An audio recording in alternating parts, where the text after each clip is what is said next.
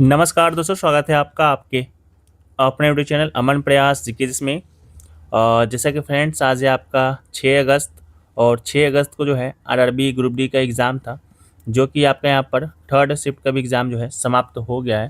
Third shift में जो भी प्रश्न पूछे गए थे उनमें से अधिकतम जो रियल प्रश्न हैं हमें प्राप्त हो गए हैं। तो आज की इस वीडियो में हम उन सभी प्रश्नों को जो है डिस्कस करेंगे, साथ में उनसे रिलेटेड एक्स्ट्रा फैक्ट्स को भी हम लोग देखते हुए चलेंगे। तो चलिए वीडियो को स्टार्ट करते हैं बिना किसी देरी के। इससे पहले अगर आप लोग जो है चैनल पे नए हैं तो चैनल को जो है सब्सक्राइब कर लेंगे, नोटिफिकेशन बेल को जो है ऑल पर क्लिक कर लेंगे और इसके पीडीएफ के लिए जो है आप हमारे टेलीग्राम चैनल को ज्वाइन कर लेंगे, जिसका लिंक जो है डिस्क्रिप्शन में दिया गया है। तो चलिए शुरू करते हैं आज का वीडियो आज के पहले प्रश्न के साथ।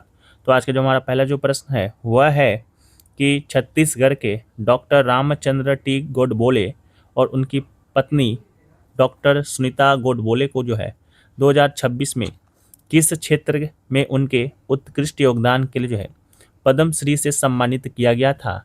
4 ऑप्शन आपके यहाँ पर दिए गए थे और उन 4 ऑप्शन में जो है एक ऑप्शन आपका जनजातीय स्वास्थ्य सेवा और कुपोषण उन्मूलन का दिया गया था, जो कि बिल्कुल राइट आंसर आपका हो जाएगा। ठीक है, इस डॉक्टर दंपत्ति ने जो है छत्तीसगढ़ के सुदूर नक्सल प्रभावित बस्तर व अबुझ माड़ के आदिवासी इलाकों में लगभग जो है 40 वर्षों तक जो है मुफ्त चिकित्सा सेवाएं देने, स्वास्थ्य जागरूकता फैलाने और बच्चों में कुपोषण के खिलाफ लड़ाई लड़ने में जो है अपना जीवन समर्पित किया है। डॉक्टर रामचंद्र जो है एक आयुर्वेद चिकित्सक हैं और डॉक्टर सुनीता की बात करेंगे तो एक सामाजिक कार्यकर्ता हैं। तो आप इसको याद रखेंगे। इसके अलावा अगले प्रश्न की तरफ बढ़ते हैं। तो अगला जो प्रश्न है वह है कि नाइट्रोजन अणु का आणविक द्रव्यमान जो है क्या होता है। What is the molecular mass of a nitrogen molecule. ठीक है, तो ये प्रश्न आपका पूछा गया था। तो 28 यू जो है आपका यहाँ पर राइट आंसर हो जाएगा। लेकिन प्रश्न जो है आपका लैंग्वेज जो है दूसरा पूछा गया था, जो कि आप आगे जो है आगे के प्रश्नों में आपको मिलेंगे। उसका राइट आंसर जो है 14 यू था। अगला क्वेश्चन जो है कि प्रतिस्लोरियस world sportsman of the year 2026 पुरस्कार से किसे सम्मानित किया गया है। यह प्रश्न जो है हर एक शिफ्ट में आ ही रहा है। या तो आपका sports man of the year आता है या sports women of the year आता है। Sports man of the year का पुरस्कार कार्लोस अल्कराज को मिला था और स्पोर्ट्स वुमेन का जो पुरस्कार है लोरियस वाला वो आपका एरिना सबलंका को मिला था। तो दोनों को जो है आप लोग यहाँ पर याद रखेंगे। कार्लोस अल्कराज की बात करेंगे तो स्पेन के टेनिस खिलाड़ी हैं।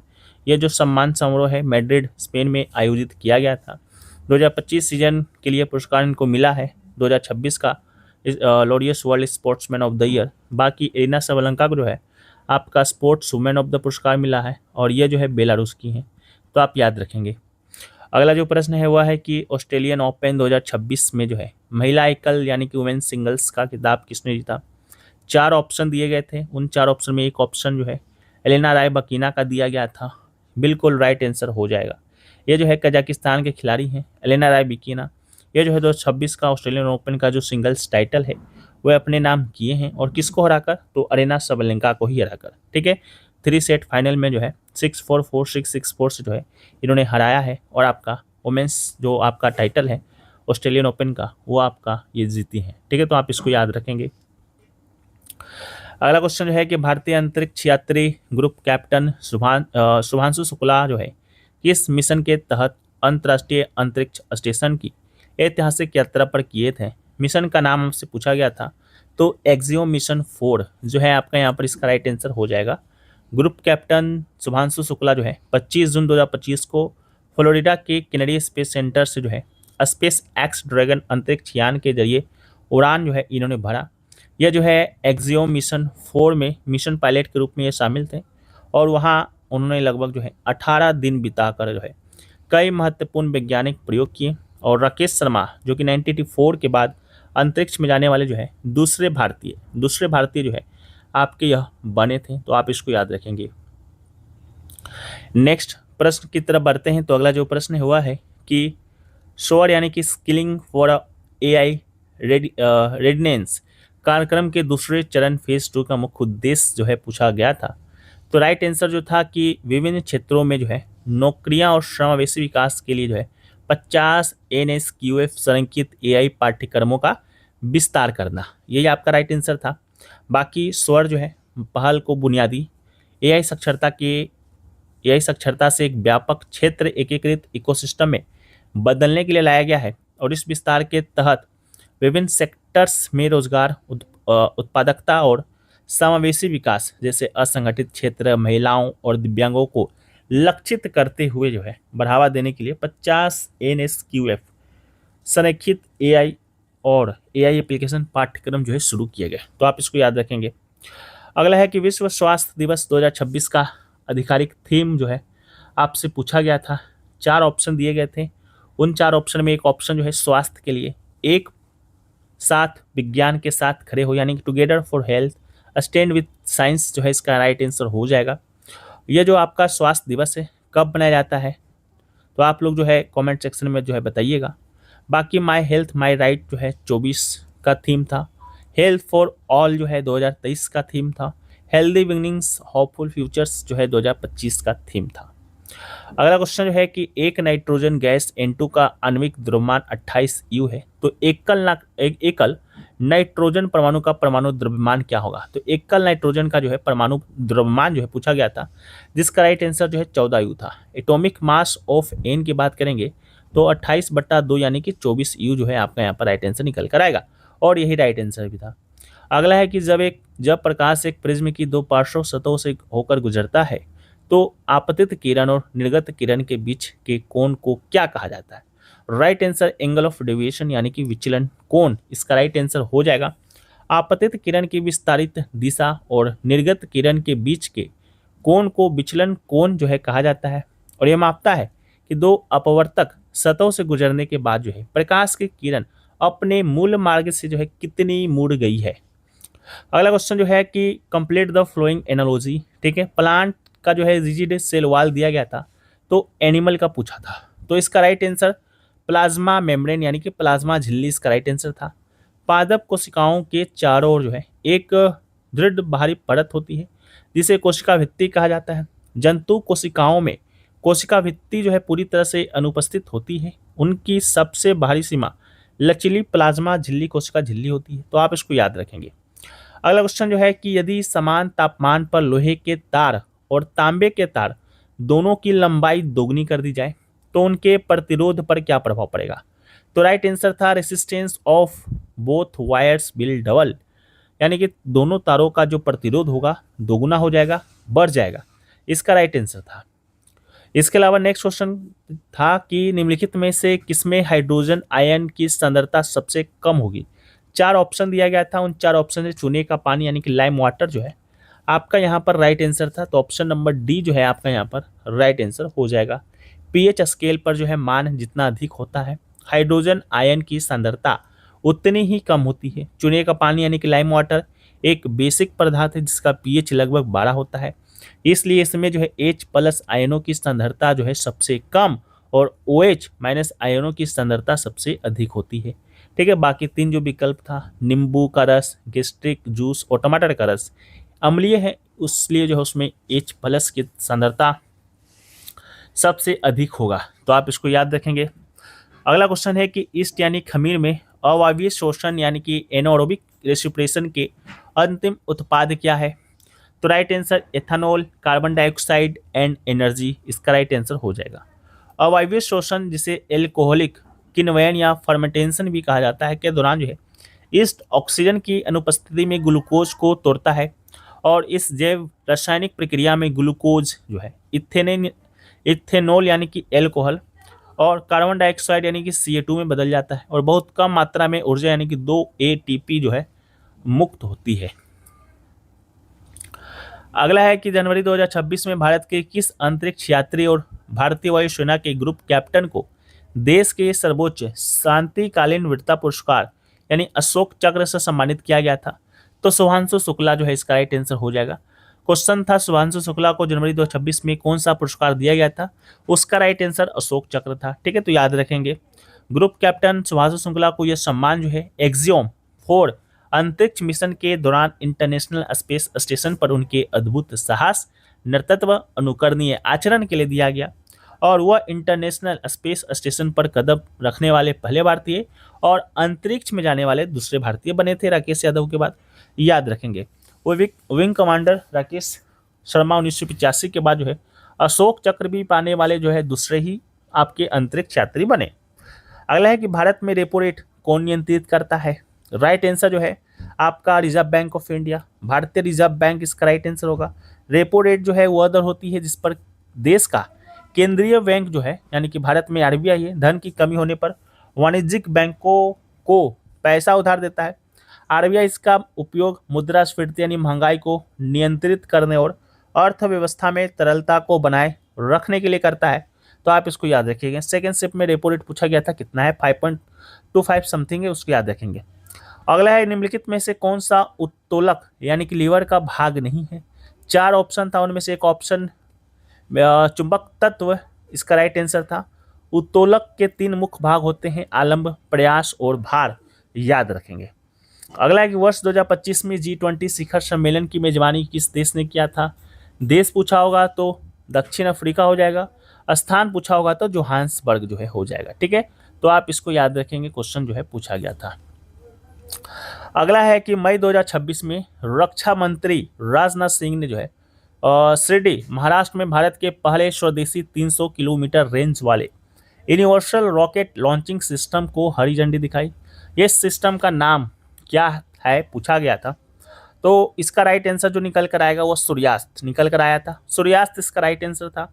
10 मई 2026 को जो है रक्षा मंत्री राजनाथ सिंह ने जो है शिरडी महाराष्ट्र में NIBE ग्रुप के डिफेंस मैन्युफैक्चरिंग कॉम्प्लेक्स के उद्घाटन के दौरान जो है सूर्यास्त नामक भारत के पहले स्वदेशी 300 kilometre universal rocket launching system को हरी झंडी दिखाई थी। सूर्यास्त इसका राइट आंसर था।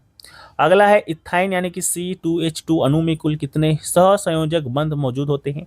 5 इसका राइट आंसर हो जाएगा। ठीक है, इथाइन या जिसे एसिटिलीन भी कहा जाता है कि एक रेखीय संरचना होती है जिसे HC=CA-H के रूप में जो है दर्शाया जाता है। अगला क्वेश्चन पूछा गया कि एक विश्व एक सूर्य के दृष्टिकोण के तहत सीमाओं के पार सौर ऊर्जा का उपयोग करने के लिए जो है पीएम नरेंद्र मोदी के द्वारा कौन सी प्रमुख वैश्विक पहल प्रस्तावित यानी कि शुरू की गई थी? 4 ऑप्शन दिया गया था, उनमें से एक ऑप्शन 1 सन 1 वर्ल्ड 1 ग्रिड बिल्कुल राइट आंसर था। Prime minister Narendra Modi is landmark global initiative concerning the sun include the international solar alliance and the 1 sun 1 world and 1 grid vision aim to promoting clean and sustainable solar energy world wide. ठीक है, तो याद रखेंगे। अगला है कि भारत सरकार ने जो है किस वर्ष तक देश को वामपंथी उग्रवाद नक्सलवाद से पूरी तरह से मुक्त घोषित किया है? राइट आंसर 2026 जो है इसका राइट आंसर था। केंद्रीय गृह मंत्रालय ने जो है भारत से वामपंथी उग्रवाद को समाप्त करने के लिए जो है 31 मार्च 2026 की समय सीमा जो है तय की थी। ऑपरेशन कगार जैसे कड़े सुरक्षा अभियानों बुनियादी ढांचों के विकास के माध्यम से इस लक्ष्य को समय पर पूरा कर लिया गया, जिसे 2026 नक्सल मुक्त भारत का ऐतिहासिक वर्ष बन गया। अगला वैज्ञानिक नाम लिखने का सही तरीका निम्नलिखित में से कौन सा है? कैपिटल स्मॉल वाला ऑप्शन दिया गया था राइट आंसर। द्विपद नामकरण पद्धति के नियमानुसार जो है एक वैज्ञानिक नाम के 2 भाग होते हैं। पहला भाग वंश का नाम होता है और जो हमेशा बड़ा होता है यानी कैपिटल अक्षर से शुरू होता है जैसे होमो, और दूसरा भाग जाति का नाम होता है जो हमेशा छोटे अक्षर से शुरू होता है और छोटा ही रहता है। ठीक है, जैसे कि होमो सेपियंस, तो याद रखेंगे। अगला क्वेश्चन जो है पूछा गया था कि 3 ओम 2 ओम और 1 ओम के 3 प्रतिरोधक एक 9 वोल्ट की बैटरी के साथ श्रेणी क्रम में जुड़े हुए हैं, परिपथ में प्रवाहित होने वाला धारा ज्ञात करना था। तो 1.5 एम्पियर जो है आपका यहाँ पर राइट आंसर आया था। कैसे आया कैलकुलेट हुआ आप लोग यहाँ पर देख सकते हैं, यहाँ पर जो है कैलकुलेशन दिया गया है। अगला है कि भारत सरकार के द्वारा शुरू की गई पीएम सूर्य घर मुफ्त बिजली योजना मुख्य रूप से निम्नलिखित में से किस हरित पहल से संबंधित है? 4 ऑप्शन दिए गए थे, उन 4 ऑप्शन में एक ऑप्शन रूफ टॉप सौर ऊर्जा पहल का दिया गया था, राइट आंसर हो जाएगा। अगला है निम्नलिखित में से किस धातु को इलेक्ट्रोलाइटिक रिफाइनिंग के द्वारा शुद्ध किया जाता है? तो इसका राइट आंसर बोथ कॉपर और जिंक दोनों था। इलेक्ट्रोलाइटिक रिफाइनिंग का उपयोग जो है कॉपर और जिंक दोनों धातुओं को शुद्ध करने के लिए मुख्य रूप से किया जाता है। एल्युमिनियम का निष्कर्षण भी विद्युत अपघटन से ही होता है, लेकिन सामान्यतः विकल्प जो दिया गया है उसमें कॉपर और जिंक इसके सटीक उदाहरण है। अगला क्वेश्चन जो पूछा गया था कि जब श्वेत प्रकाश किसी कांच के प्रिज्म से गुजरती है तो आपतन किरण और निर्गम किरण के बीच बनने वाले कोण को क्या कहते हैं? चार ऑप्शन दिया गया था। चार ऑप्शन में से एक ऑप्शन विचलन कोण एंगल ऑफ डेविएशन का दिया गया था। बिल्कुल राइट आंसर हो जाएगा। विचलन कोण इसे आम तौर पर जो है डेल्टा से दर्शाया जाता है, दिखाता है कि प्रकाश अपनी मूल दिशा से कितना मुड़ा हुआ है। प्रिज्म कोण की बात करेंगे तो प्रिज्म के दो अपवर्तक पृष्ठों के बीच का कोण है। वर्ण विक्षेपण जो है प्रिज्म से गुजरने पर प्रकाश 7 रंगों में बट जाता है। अगला है, यदि आप कॉपर सल्फेट फेरस सल्फेट को पानी में घोलते हैं तो क्या होगा? होगा कुछ नहीं, वो पूरी तरह से जो है मिक्स हो जाएगा और एक साफ घोल बनाएगा। तो इसका राइट आंसर भी यही था। अगला है कि ढोलक बजाने पर भारी आवाज और सीटी बजाने पर तीक्ष्ण यानी पतली आवाज क्यों सुनाई देता है? इसका मुख्य कारण क्या है? तो राइट आंसर था frequency and amplitude of a sound, यानी कि ध्वनि की आवृत्ति और आयाम। इसका यहाँ पर राइट आंसर था। आवृत्ति यानी कि फ्रीक्वेंसी की बात करेंगे तो सीटी में हवा तेजी से कंपन करती है, जिससे उच्च आवृत्ति बनती है और आवाज पतली होती है। ढोलक की झिल्ली की आवृत्ति कम होती है, इसलिए आवाज भारी होता है। पिच या तरत्व की बात करते हैं तो उच्च आवृत्ति का तरत्व ज्यादा होता है और कम आवृत्ति का तरत्व कम होता है, जैसे ढोलक। अगला क्वेश्चन है कि कुछ पौधे लंबा होकर किसी दूसरे पेड़ या सहारे से लिपट जाते हैं। यह गति पौधे के किस गुण के कारण होता है?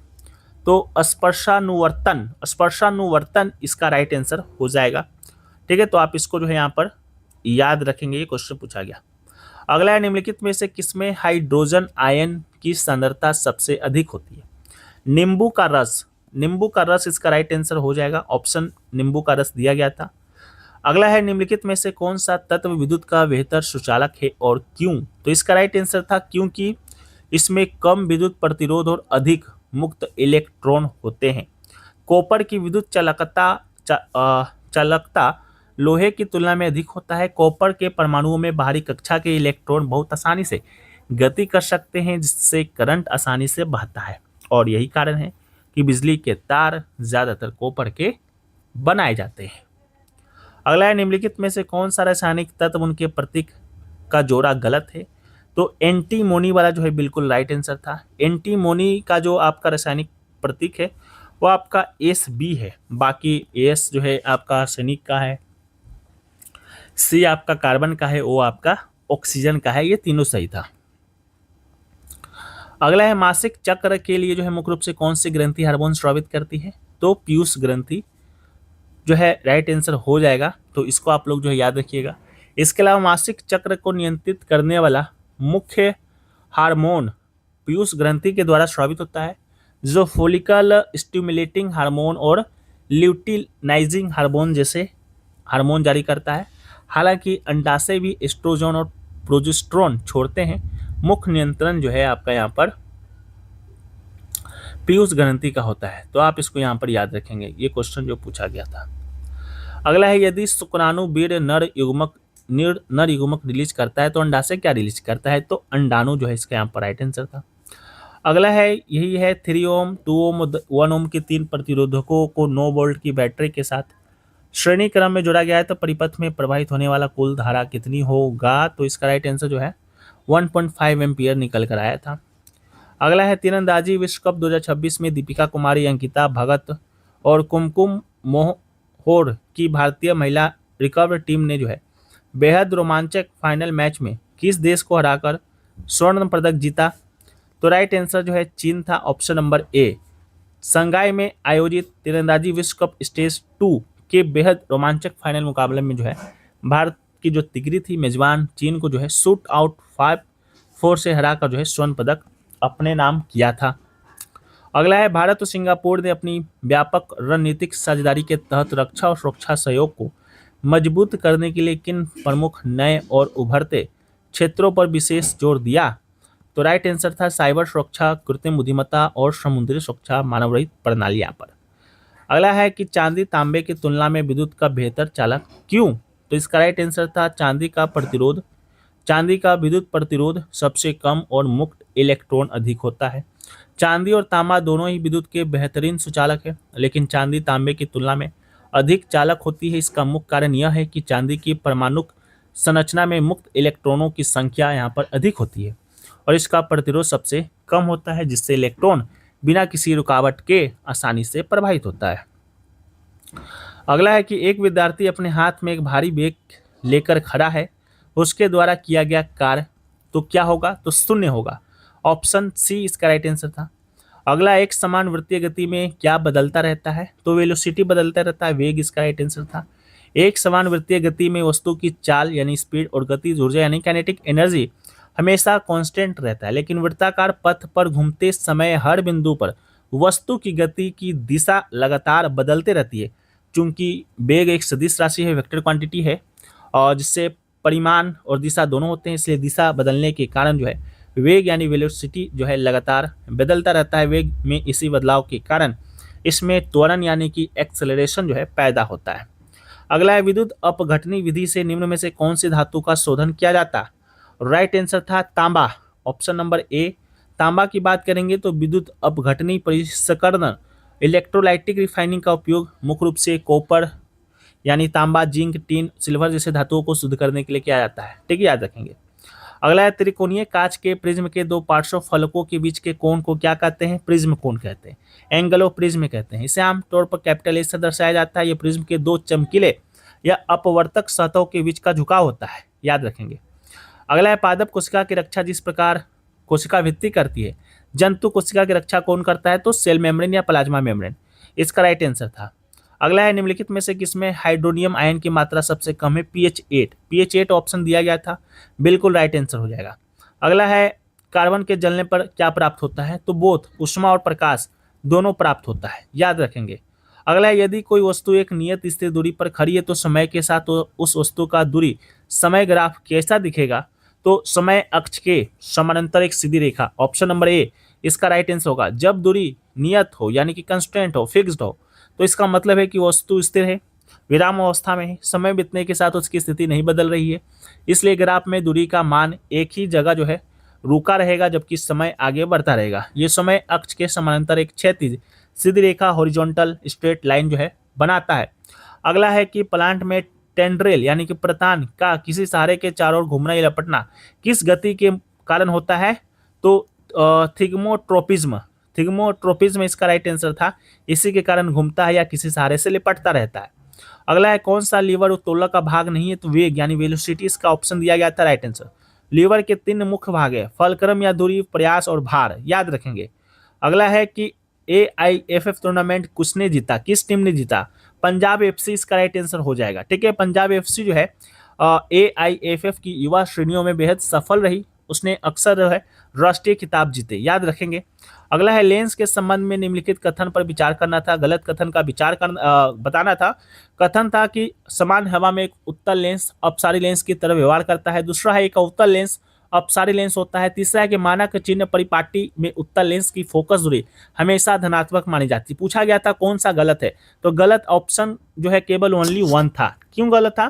क्योंकि समान परिस्थितियों में उत्तल लेंस जो है एक अविसारी लेंस होता है, क्योंकि यह प्रकाश की किरणों को एक बिंदु पर केंद्रित करता है और इसे अपसारी कहना गलत है।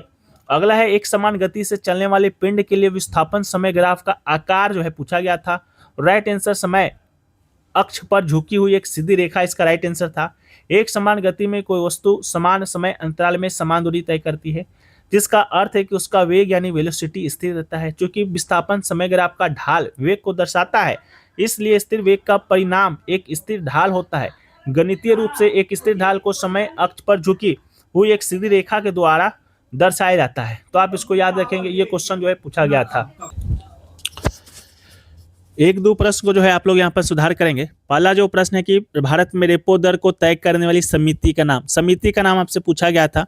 ठीक है, और ऐसे तो रेपो दर ही जो है करती है, लेकिन रिजर्व बैंक ऑफ इंडिया ही करती है, लेकिन उसके लिए जो है आपका कमेटी बनता है जिसे मौद्रिक नीति समिति या कमेटी कहा जाता है। तो इसको याद रखेंगे, ठीक है।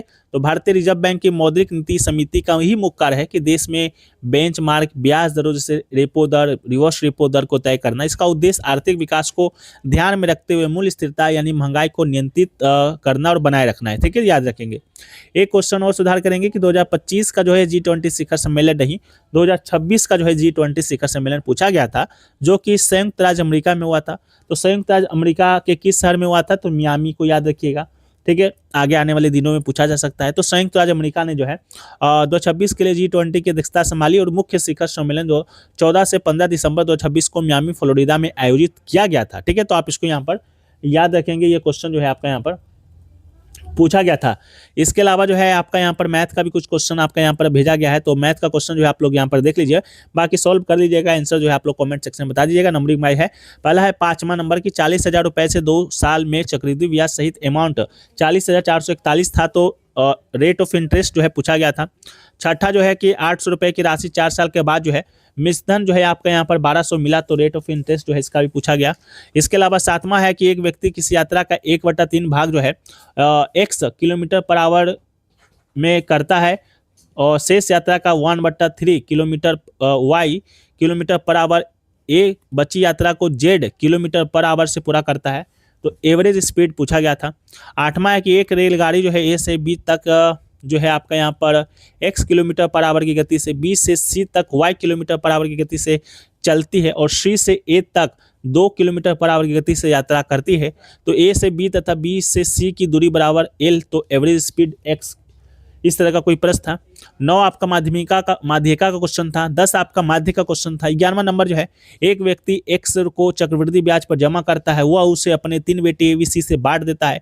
a को 13 साल, b को जो है 14 साल बाद समान राशि मिलती है, तो C की राशि का पूछा गया था।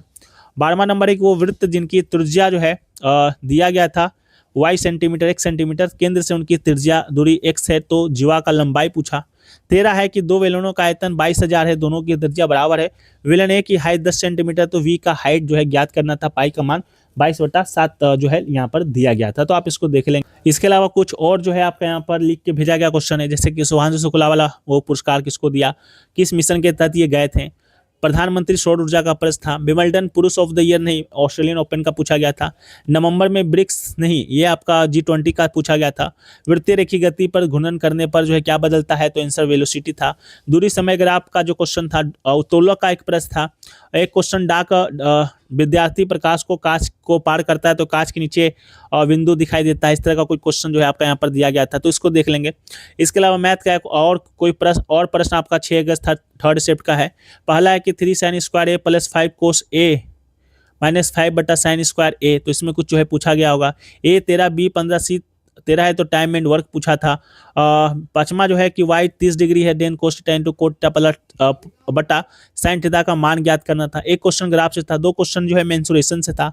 इसके अलावा एवरेज स्पीड से क्वेश्चन था। चौथा जो है 2x + 1 2x + 3 x + 3 का औसत 7 है, तो x का मान निकालना था। छठा बहुलक 17 है, माध्य 4 है, तो माध्यिका ज्ञात करना था। 8 की बात करेंगे तो एक question income expenditure and find saving से था। इसके अलावा जो है 10वां जो है इस तरह का कोई दिया गया था, v का न्यूनतम मान और यदि 12 से विभाज्य है, तो इस तरह का जो है कोई प्रश्न आपका यहाँ पर पूछा था, तो आप इसको जो है देख लेंगे। तो अभी तक जो है हमें इतने ही प्रश्न प्राप्त हुए हैं, बाकी और भी 2-4 प्रश्न जो छूट गए होंगे वो प्राप्त होंगे, तो हम आपको जो है कमेंट सेक्शन में या PDF में जो है प्रोवाइड करा देंगे। PDF जो है टेलीग्राम पर मिल जाएगा, लिंक उसका डिस्क्रिप्शन में दिया गया है, तो आप लोग जाकर उसको जो है ज्वाइन कर लेंगे। बाकी ये वीडियो पसंद आए तो वीडियो को लाइक कर देंगे, चैनल पे नए होंगे चैनल को सब्सक्राइब कर देंगे। मिलते हैं हम लोग नए वीडियो में, जब तक के लिए जय हिंद।